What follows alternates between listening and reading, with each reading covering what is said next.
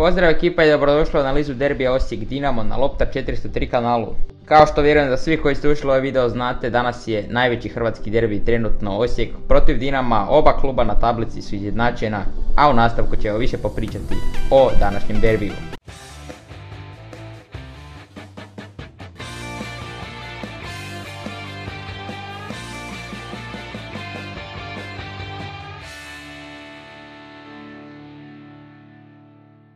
Evo nas natrag, za početak, ovo osim što je derbi dva trenutno najbolja hrvatska kluba, ovo je derbi dva trenera, Mamića i Bjelice. Znate kakvi su bili obračuni između njih dvojice, da je Bjelica prisilno otišao, da su ga zapravo otjerali i tako to, no nećemo se vraćati na to. Ljudi dosta lome sami sebe kad se raspravljaju ko je bolji, Mamić ili Bjelica, tako da će sigurno i jednom i drugom treneru značiti ovaj derbi. No ajmo krenuti od nekih osnovnih podataka i činjenica o derbiju. Za početak igra se u Zagrebu na stadionu Maksimir, igra se od 5 sati i 30 minuta. Za vas koji tražite prijenos imate na Areni Sport 3 ili imate tutorial na mojem kanalu, imate tu gore desnu karticu, link u opisu, pa kad pogledate ovaj video pogledajte kako gledati utakmice ako naravno ne znate. Taj način je besplatan preko interneta. Dakle, još jednom ponavljam, igra se u Maksimiru, a sudac će biti najiskusniji i vjerojatno najbolji hrvatski sudac u ovom trenutku, Ivan Bebek. Mislim da je on pravo rješenje za suca kad je ovakva situacija s suđenjem u HNL-u, kada više ni suci nisu sami sigurni u sebe, da najiskusniji preuzme ulogu, ne utakmice koja će prelomiti prvenstvo, ali koja može biti užasno bitna. Ako pogledamo tablicu vidimo da su oba kluba na 45 bodova iz 20 utakmica sa 14 pobjeda, 3 remija i 3 poraza. No ono u čemu se drastično razlikuju su primljeni i zabijeni golovi. Osijek je primio čak 7 manje, ali Dinamo je zabio i 18 golova više. Ako pogledamo formu posljednjih 5 utakmica, tu je Osijek bolji. Dinamo ima 4 pobjede i poraz, dok Osijek ima 5 pobjeda u nizu. I evo još jedan zanimljiv podatak, od kad je Bjelica došao u HNL, Osijek je puno bolji od Dinama. Nemam trenutnu tablicu, tako da je nećete ni vidjeti, ali uglavnom mislim na nekih 6 do 9 bodova razlike. Od 12.12. i utakmice Osijeka protiv Gorice, kada su primili 4 pogotka, Osijek ne zna za primljeni pogodak u vlastitoj mreži. Vratar Osijeka Ivica Ivušić danas će imati priliku oboriti vlastiti rekord u broju minuta provedenih na terenu bez primljenog pogotka. Trebamo otprilike 20 minuta protiv Dinama da izdrži bez pogotka, da obori taj svoj rekord. I tu ga već neki video reprezentaciji, radili smo video prekjučer i još prije par dana na te teme, tako da i to će vam biti u opisima, pa i to provjerite. Uglavnom, osim što je ovo derbi najjačih momčadi u HNL-u, to je i derbi trenera i derbi možda i najbolja dva igrača ili napadača HNL-a, ali mi za početak idemo vidjeti derbi trenera, što su nam oni imali reći prije utakmica. Bjelica je po običaju bio malo rječitiji od Mamića, Mamić nije previše rekao, barem ja nisam previše našao, dok je Bjelica imao svašta za reći, pa ćemo prvo krenuti od Bjelice. Citiram: stanje u slačionici je sjajno, a to ste mogli i pretpostaviti nakon zadnjih pobjeda koje smo upisali. Imamo nekih problema s ozljedama, Topčagić je operiran, Endokit i Grezda nisu na raspolaganju, a Jurčević i Žaper imaju problema s pišićima i vjerojatno neće biti spremni. Ostali su spremni. Radujemo se utakmici, jedva ju čekamo, želimo dati svoj maksimum. Želimo uživati u ovom derbiju, drugom derbiju. Raspoloženje je maksimalno moguće i atmosfera je najbolja moguća. Imamo danas trening pa krećemo na put, to je jučer rekao. Pa se još malo nadovezao na suca Bebeka kojeg smo malo prije spomenuli. Fokusirani smo samo na sebe. Što se tiče sudaca, dali smo svoje mišljenje, imamo povjerenje u suca koji nam sudi i u svakog suca. Pogrešaka će uvijek biti i treba i u njima ostati dostojanstven. Zato ne bih komentirao udruživanje Rijeke i Dinama, to nas samo motivira da budemo jači. Imamo pobjednički gard od prvog dana od kako sam tu. U svaku utakmicu ulazimo s vjerom da možemo do 3 boda. Tako i sada i rezultati nam daju to za pravo. Nama je imperativ da damo sve od sebe, njihov da pobjede. Nadamo se da će ovaj naš prevagnuti. Mi ne želimo od utakmice praviti spektakl. Nakon te utakmice imamo još njih 15 i ništa nije riješeno. I nije to floskula. Poslije utakmice ništa neće biti riješeno.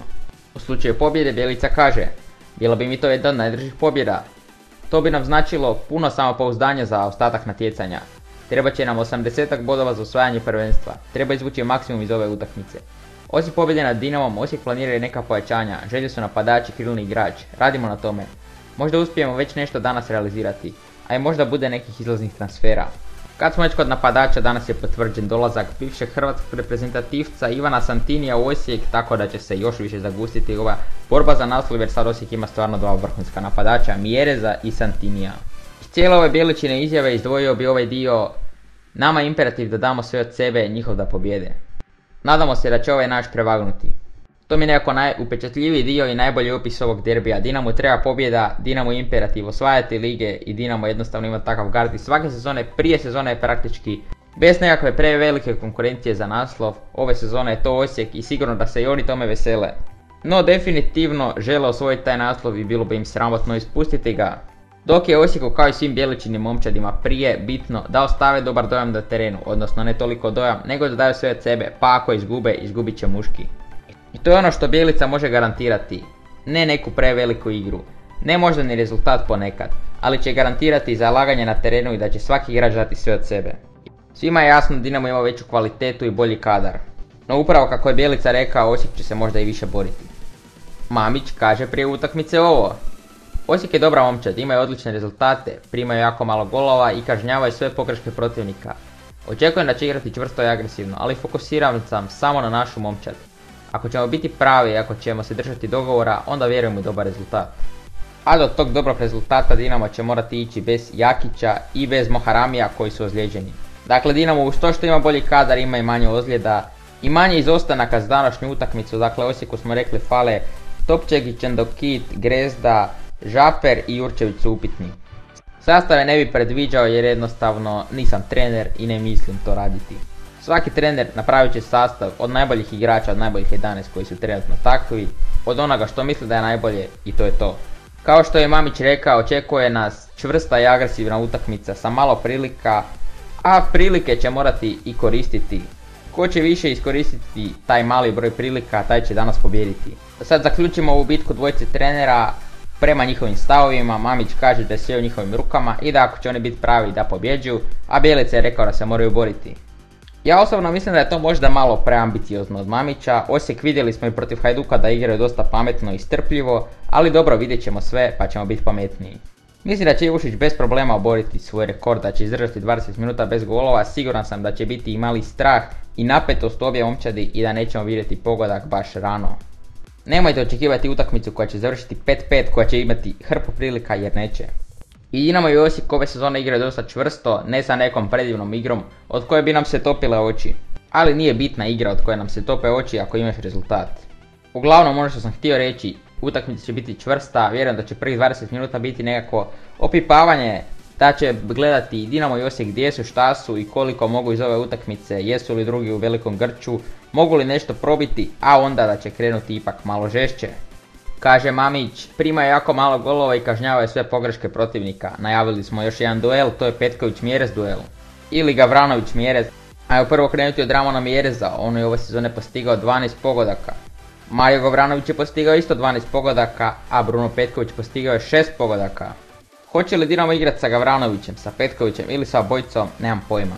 Ali činjenica je da bolje one manje prilike koriste Gavranović i Mjerez. Još ćemo se dotaknuti dvije stvari, a onda prognozirati nekakav ishod utakmice. Prva stvar, ako se pita napadače, pita se i golmane. Ivušić protiv Livakovića, veliki dvoboj, neki Ivušića već vide u reprezentaciji i to dosta njih i to nekih nogometnih stručnjaka, neobičnih laika.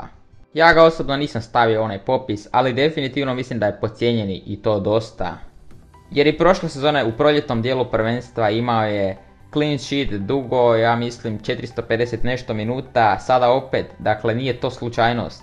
Livaković je naravno prva jedinica, prvi golman vatrenih, ali mogli bi obojica oni ići na Euro.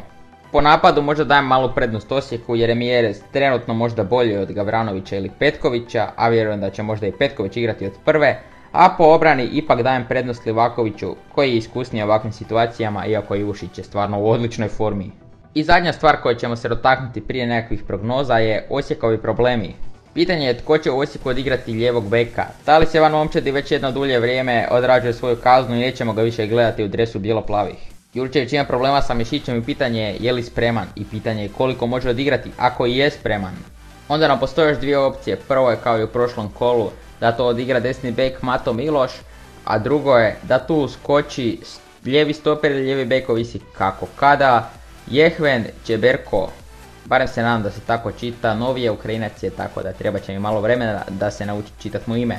Uglavnom došao je otprilike kada se igrala utakmica prošlo kolo, zato i nije igrao prošlo kolo, tako da možda i njega možemo očekivati u sastavu. Sad ajmo dovesti zaključak i neko predviđanje. Još jednom ću ponoviti, utakmica sa malo prilika u kojem će napadači morati koristiti te šanse i u kojem ako će golmani dobro braniti ne bi nas čudilo da završi možda 0-0. Inače sanjao sam danas po noći da je utakmica završila 0-0, ja sam nas uskoro vidio rezultat i da je Osijek dobio crveni karton, tako da vidjet ćemo je li to ostvarivo, je li to istina. Ja kao navijač Osijeka naravno nadam se da nije, nadam se da će pobijediti, ali ne bi bilo niti to loše.